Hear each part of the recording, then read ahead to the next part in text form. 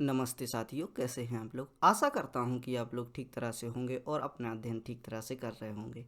भारतीय इतिहास की यात्रा का यह 36वां व्याख्यान है। इसके अंतर्गत हम सैयद वंश के बारे में अध्ययन करेंगे। अपने पिछले ही व्याख्यानों में हमने दिल्ली सल्तनत की शुरुआत की तथा हमने तुगलक वंश तक का अध्ययन किया। इसके साथ ही समकालीन चल रहे दक्षिण के राजवंशों के बारे में, जिनमें विजयनगर साम्राज्य, बहमनी साम्राज्य के बारे में अध्ययन किया।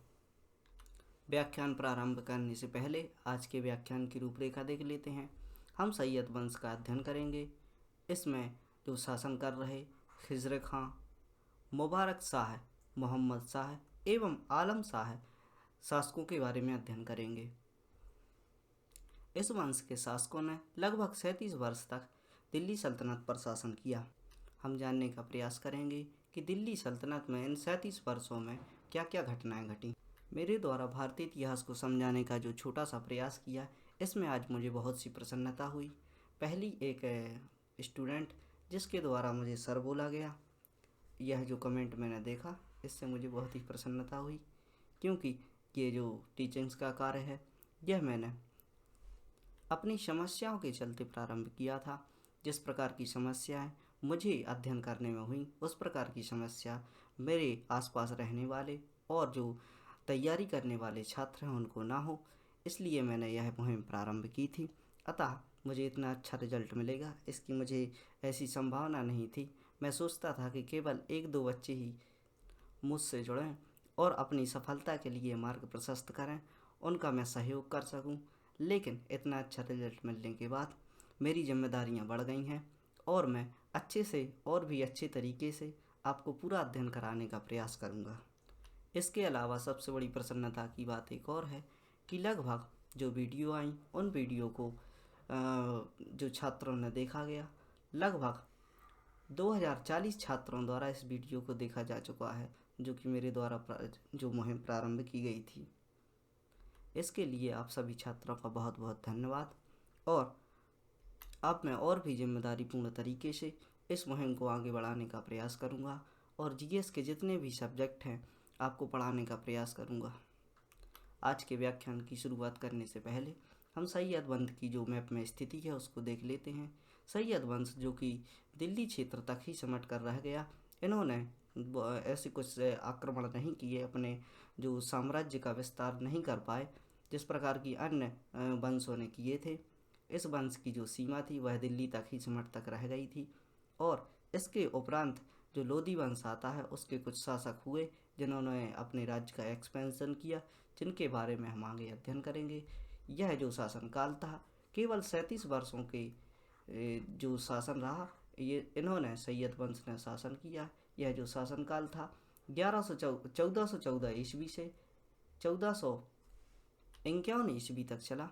इसके बारे में आज के व्याख्यान में हम अध्ययन करने वाले हैं और एक एक पॉइंट को समझने का प्रयास करेंगे कि किस प्रकार का शासन इन्होंने किया और आपके लिए इससे परीक्षा उपयोगी क्या क्या जो बातें हैं, जो तथ्य हैं वो हो सकते हैं, उनके बारे में हम आज अध्ययन करेंगे। आइए प्रारंभ करते हैं आज का व्याख्यान। सबसे पहले हम सैयद वंश के अंतर्गत जो इसके संस्थापक रहे खिज़र खां, इनके बारे में जानने का प्रयास करेंगे।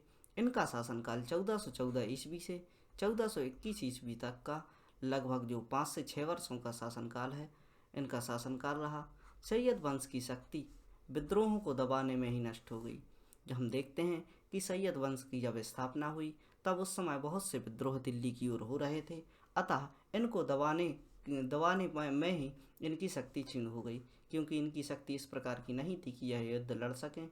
और इनके समकालीन स्थिति में जो भी विद्रोह हो रहे थे, उन विद्रोहों को दबाते दबाते यह सैयद वंश की जो सैयद वंश का नष्ट होता गया। इसके बारे में हम समझने का प्रयास करेंगे। इस वंश के काल में दिल्ली सल्तनत घटते घटते 200 मील के घेरे तक ही रह गया। जब इसका जो लास्ट होता है, जब यह अंत की स्थिति में आता है, तो दिल्ली का जो क्षेत्र है, जो इनका जो शासन व्यवस्था है, वो 200 मील के क्षेत्र घेरे तक ही सीमित रह जाते हैं।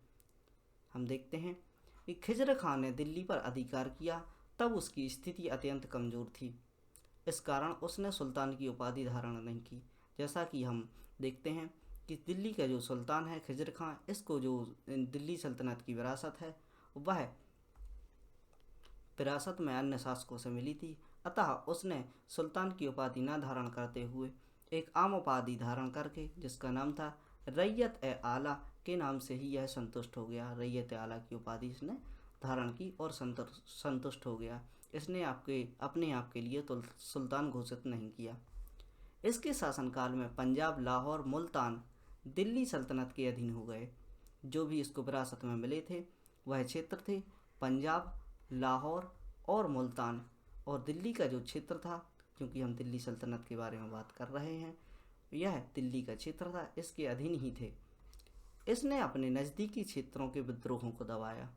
जब यह शासन कर रहा था, दो बातें होती हैं, या तो जो शासक होता है वह आसपास के अपने साम्राज्य का विस्तार करे और अपने राज्य की सीमाओं को बढ़ाए।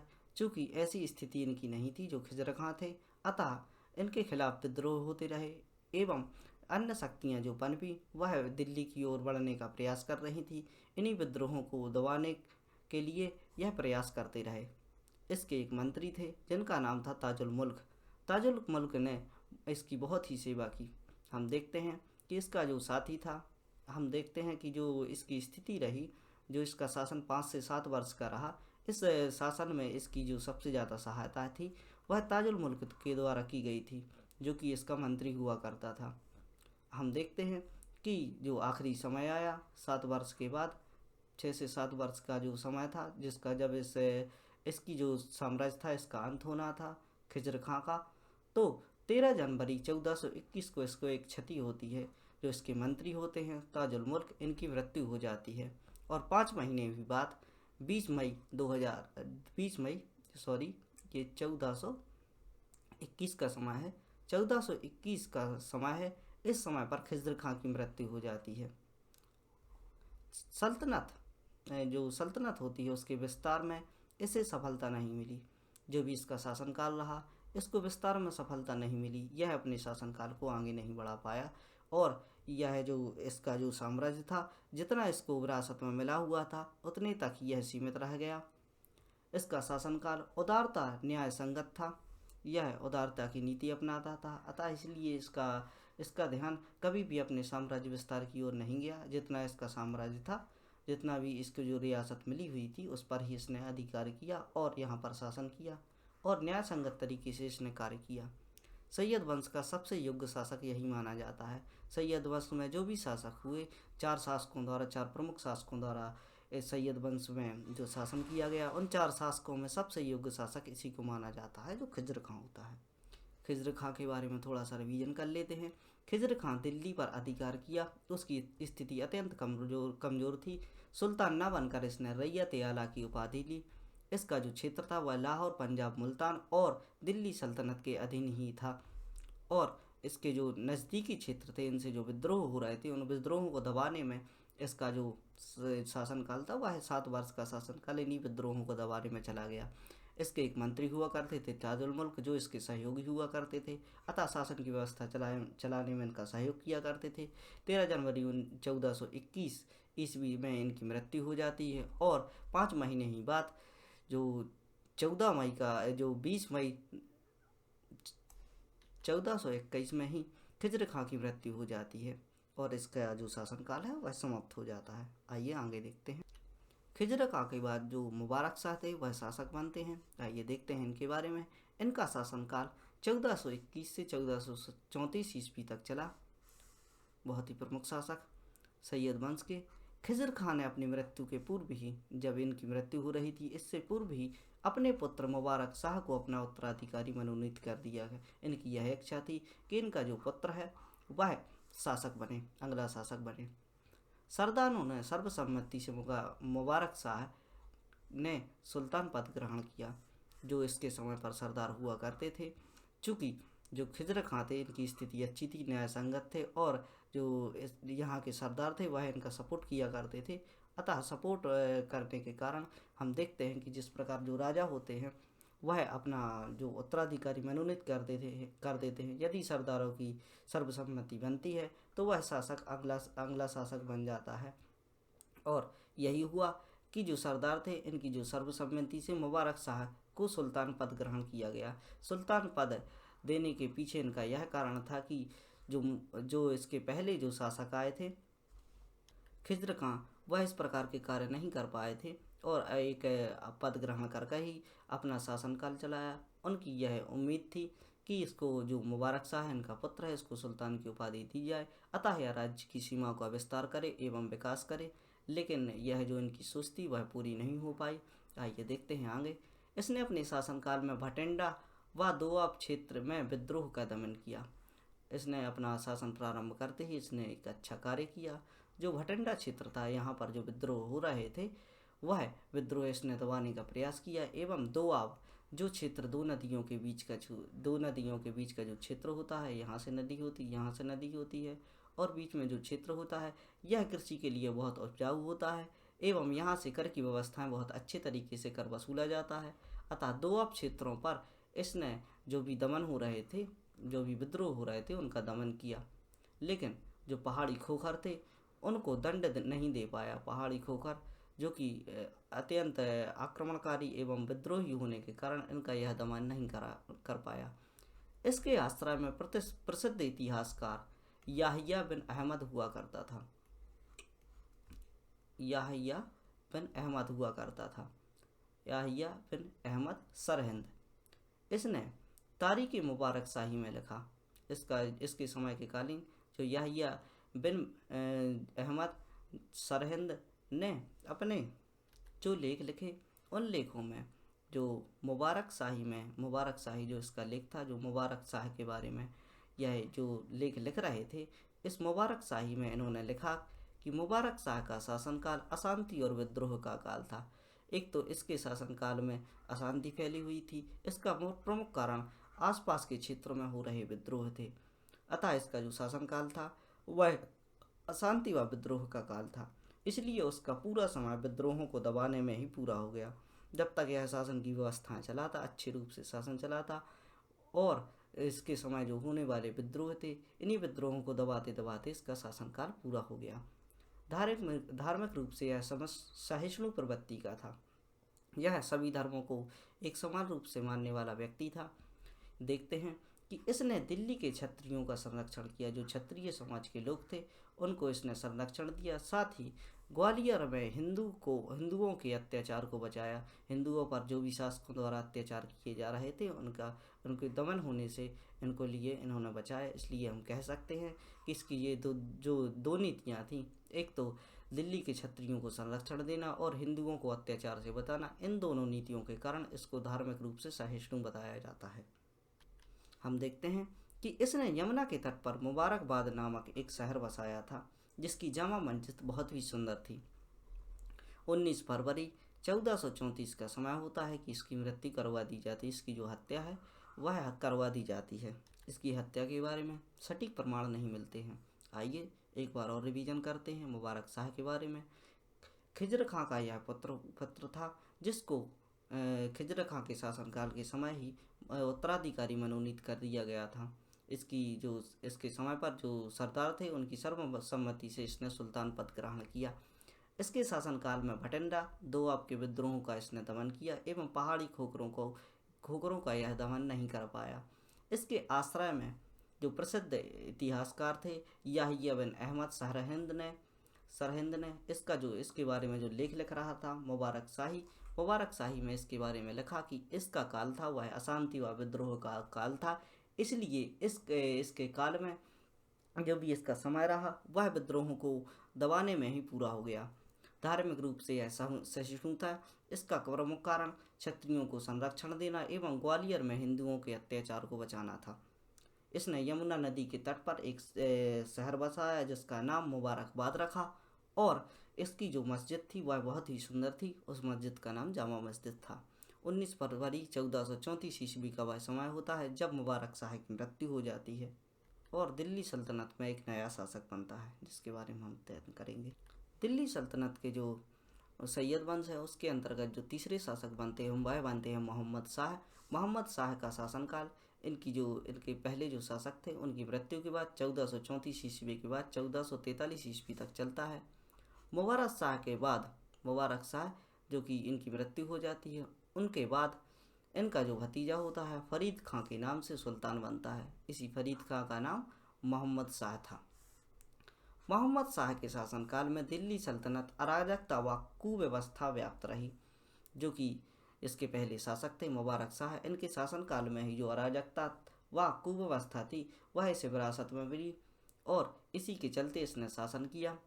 इसके समय में ही जौनपुर के शासक ने सल्तनत के कई जिलों को अपने अधीन कर लिया। जो जौनपुर के शासक थे वह प्रभावी हो गए और यहाँ की कमज़ोर स्थिति, अराजकता व कुव्यवस्था को देखकर जौनपुर के शासक ने यहाँ के जो आसपास के ज़िले थे उनको अपने अधीन कर लिया, उन पर अधिकार कर लिया। और मालवा के जो शासक थे उनका नाम था महमूद खिलजी। महमूद खिलजी ने तो दिल्ली का आक्रमण करने का भी मन बना लिया।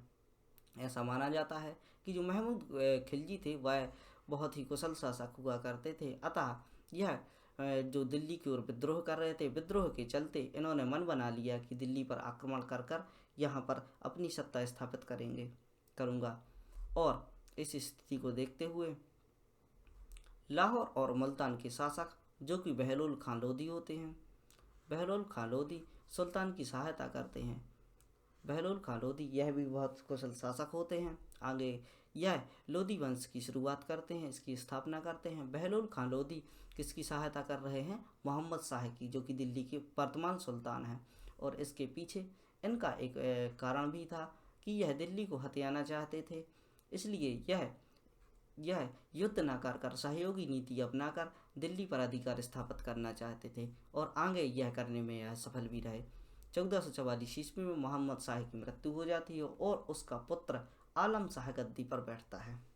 और हम देखते हैं कि इसका जो पुत्र होता है, जब आलम शाह गद्दी पर बैठता है तो आलम शाह से ये किस प्रकार अपनी नीति पूर्ण तरीके से दिल्ली को अपने अधिकार क्षेत्र में ले लेते हैं, जो कि बहलोल लोधी होते हैं। आइए थोड़ा सा रिवीजन करते हैं मोहम्मद शाह के बारे में। मोहम्मद शाह का जो भतीजा है फरीद खां के नाम से दिल्ली का सुल्तान बनता है। फरीद खां को ही मोहम्मद शाह के नाम से जाना जाता है। मोहम्मद शाह के शासनकाल में दिल्ली सल्तनत अराजकता व कुव्यवस्था की स्थिति में था। इसी स्थिति के चलते जो जौनपुर के शासक थे दिल्ली सल्तनत के कई जिले अपने अधीन कर लेते हैं एवं एक सनकी शासक होता है महमूद खिलजी, जो कि दिल्ली पर आक्रमण करने का मन बना लेता है और यह असफल रहता है। इसकी असफलता का प्रमुख कारण होता है कि जो लाहौर व मुल्तान क्षेत्र में बहलोल लोधी थे जो यहाँ पर शासन कर रहे थे, वह सुल्तान का साथ देते हैं, जो कि मोहम्मद शाह होते हैं। मोहम्मद शाह का साथ देने का इनका प्रमुख कारण होता है कि यह दिल्ली सल्तनत पर आसानी से नीतिपूर्ण तरीके से अपना अधिकार स्थापित करना चाहते हैं। 1444 ईस्वी में जब मोहम्मद शाह की मृत्यु होती है तो उनका पुत्र आलम शाह गद्दी पर बैठता है और आलम शाह के शासन काल में हम आगे देखते हैं कि जो बहलोल लोधी होते हैं वह किस प्रकार आसानी से अपना अधिकार दिल्ली पर स्थापित कर लेते हैं। आइए अध्ययन करते हैं आलम शाह के बारे में। आलम शाह का जो शासनकाल था वह 1415 ईस्वी से 1451 ईस्वी तक चलता है। माफ़ी चाहता हूँ, यह 1443 ईस्वी का समय है जब इसका शासनकाल प्रारंभ होता है आलम शाह का। यह 1443 ईस्वी से 1451 ईस्वी तक चलता है। यहाँ हम देख सकते हैं कि जो मोहम्मद शाह का शासनकाल है, इनकी जो मृत्यु है वह 1444 ईस्वी में हो जाती है और 1444-43 ईस्वी के लगभग ही इसके जो मृत्यु हो जाती है और इसका पुत्र आलम शाह शासक बनता है। आलम शाह के बारे में हम 1443 से 1451 तक इनका जो शासनकाल रहा उसके बारे में पढ़ते हैं। अपने वंश का सबसे अयोग्य शासक यह इसको माना जाता है। जो दिल्ली सल्तनत की जो सैयद वंश है, सैयद वंश में से सबसे अयोग्य शासक माना जाता है जो आलम शाह रहे। इसके शासनकाल में दिल्ली सल्तनत का जो दिल्ली आसपास के गांव तक ही सिमट कर रह गया। जैसा कि हमने प्रारंभ में देखा कि 200 मील का क्षेत्र जो दिल्ली सल्तनत का बचा हुआ था वह आलम शाह के शासनकाल में ही बचा हुआ था। इसके शासनकाल में दिल्ली सल्तनत और दिल्ली के आसपास के गांव तक ही इसका जो क्षेत्र था वह सिमट कर रह गया। लाहौर और बहलोल लोधी के कारण आलम शाह अपनी राजधानी दिल्ली से हटाकर बदायूं कर ली, जो लाहौर के शासक थे। बहलोल लोधी यह प्रभावी रूप से दिल्ली को अपने अधिकार क्षेत्र में लेना चाहते थे। जैसा कि हम समझ ही चुके हैं कि जो बहलोल लोदी हैं वह दिल्ली सल्तनत पर अधिकार करना चाहते थे। इनकी नीति आलम शाह द्वारा समझ ली जाती है। अतः अपने आप को बचाने के लिए यह जो अपनी राजधानी दिल्ली से ट्रांसफ़र करके या स्थानांतरित करके बदायूं कर लेते हैं और भोग विलास में डूब जाते हैं। यह शराबी प्रवृत्ति का व्यक्ति था और यह भोग विलास करते हुए अपना जीवन यापन करता था। इसके लिए राज्य का विस्तार करना या शासन की व्यवस्थाएं करना ऐसा कोई इसका उद्देश्य नहीं था। यह केवल आसानी से अपना जीवन जीना चाहता था और जो विरासत में जो इसको संपत्ति मिली हुई थी, जो शासन मिला हुआ था, उस पर यह इसका विस्तार न करते हुए यह आरामदायक जीवन जीना चाहता था। अतः इसने अपनी जान बचाने के लिए और किसी भी प्रकार के विद्रोह से बचने के लिए जो अपनी राजधानी दिल्ली होती है उससे हटाकर बदायूं कर लेता है और भोग विलास में डूबा रहता है और वहाँ पर अपने आसानी से शासन करता है। इसके मंत्री हमीद खां ने बहलोल लोदी को आमंत्रित किया। अब जो इसका मंत्री होता है वह इनको आमंत्रण देता है बहलोल लोदी के लिए कि आइए, आप जो दिल्ली का शासन है, यहाँ पर जो यहाँ की गद्दी खाली हो चुकी है, यहाँ पर आप शासन कीजिए। बहलोल लोदी ने दिल्ली पर अधिकार कर लिया।